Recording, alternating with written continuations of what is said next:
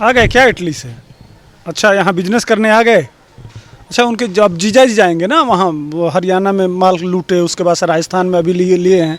और आज सुनने में आया है जल्लीकट्टू का बहुत विरोध किए थे, जल्लीकट्टू के लिए, जीवों को हत्या के लेके जब उनकी सरकार थी। आज उसी जल्लीकट्टू में चले गए हैं। लेकिन आप राहुल गांधी बताइए कि इस देश में 3 लाख किसान जो आत्महत्या किए हैं वो कौन थे? वो किसके राज में किए थे भैया? एक बार उनके लिए भी श्रद्धांजलि दो ना।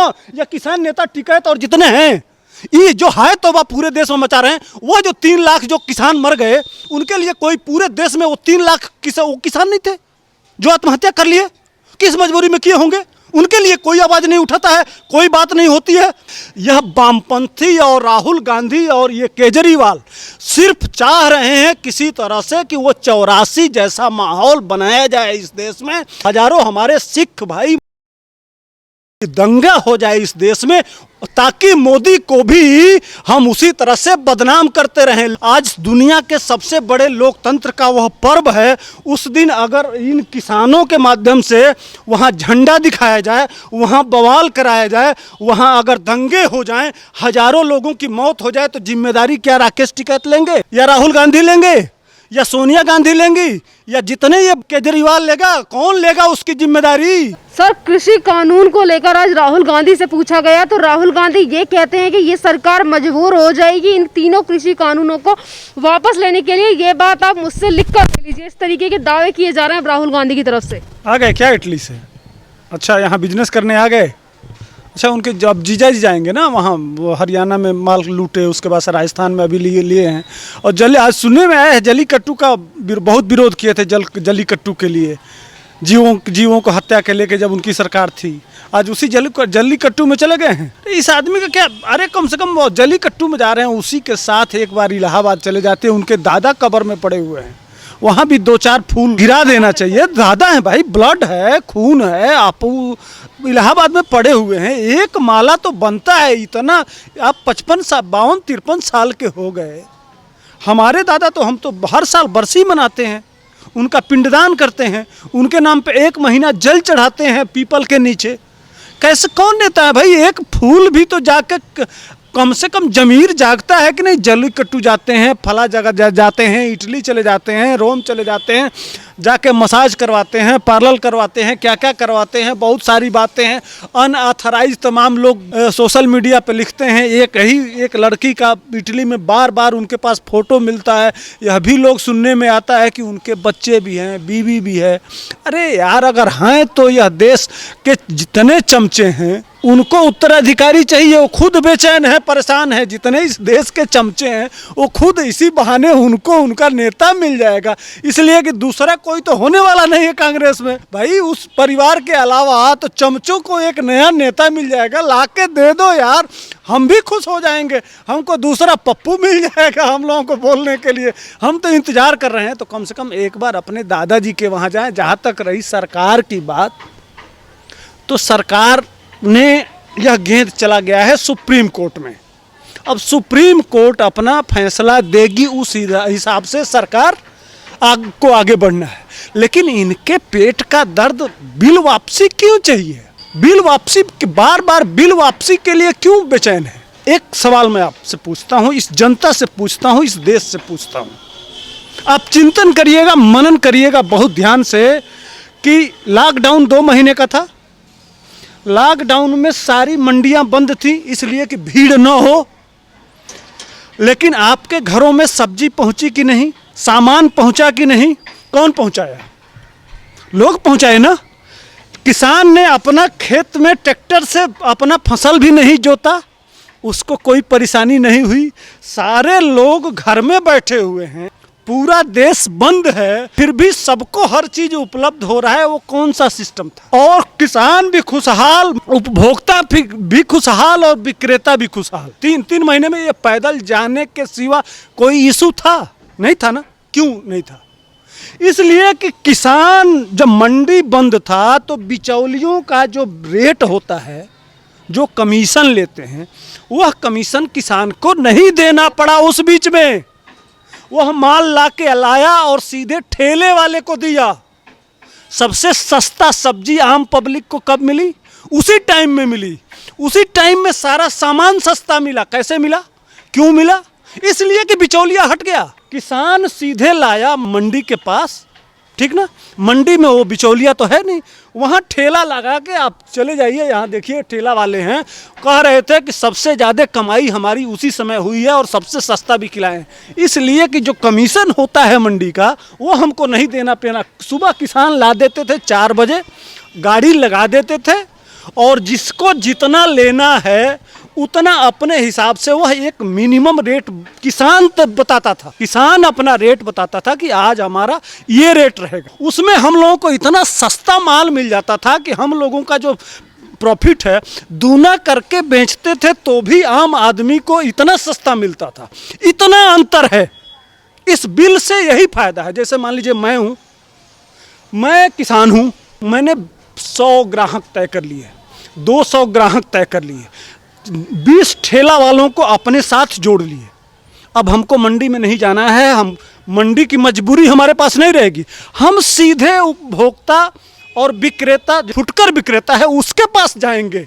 इस तरह से लाखों बच्चों को रोजगार भी मिलेगा। सारी चीजों के बावजूद भी कांग्रेस के नेता हो या फिर राहुल गांधी हो, ये तमाम तरीके बार यही क्यों कह रहे हैं कि इस कानून को वापस करवा कर रहेंगे। और राहुल गांधी भी आज दावे कर रहे हैं, कह रहे लिखवा के ले लीजिए कि ये सरकार मजबूर हो जाएगी कानून वापस लेने के लिए। अरे तो 70 साल से इन बिचौलियों को कमवा रहे हैं, दलाली कमवा रहे हैं, देश को लूटे हैं। इन दलालों को बिल वापस होगा तभी तो बचाएंगे।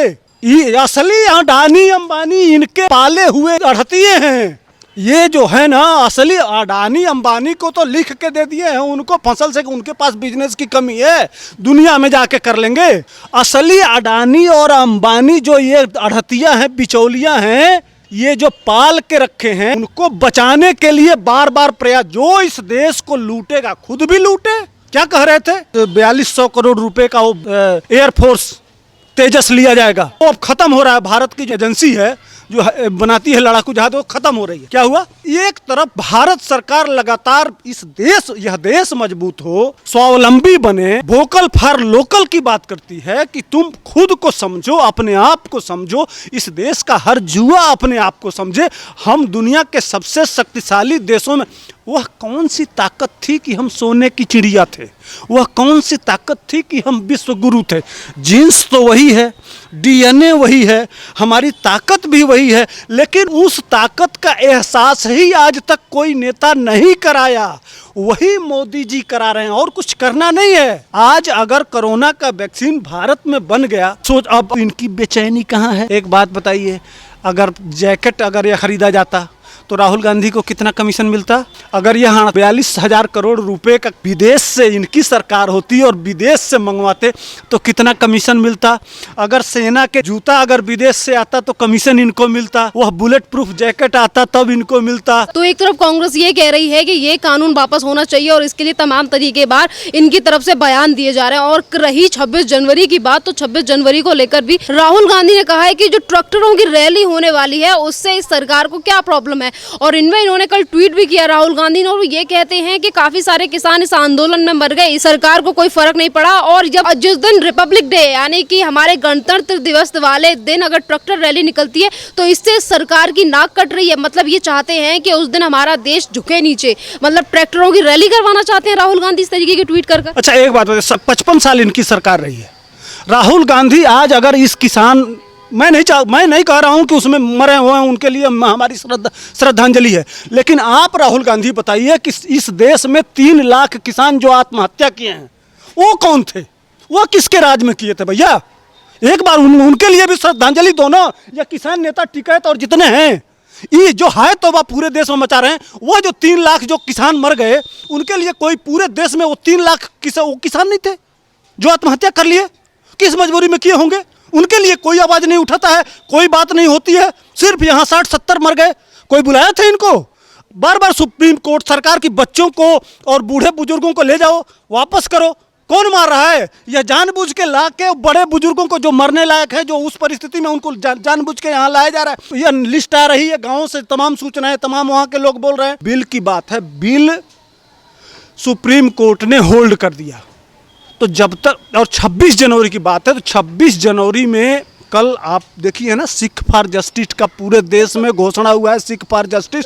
उसने 1 लाख बने इंडियन रुपये को 1,75,00,000 रुपया एक आदमी जो खालिस्तान को झंडा दिखाएगा उसको दिया जाएगा। सारे लोगों को बुला ले सरकार और सारे लोग धावा बोल दें, तो असली जो किसान इस देश को आज़ाद किए, जिन्होंने अपने लाखों लोगों की कुर्बानी दे के इस संविधान को बनाया, इस संसद को बनाया, उस सुप्रीम कोर्ट को बनाया, 2 वर्ष 11 महीना 18 दिन लगा संविधान बना, इसी डेट को लागू हुआ, 26 जनवरी सन 1950 को लागू हुआ।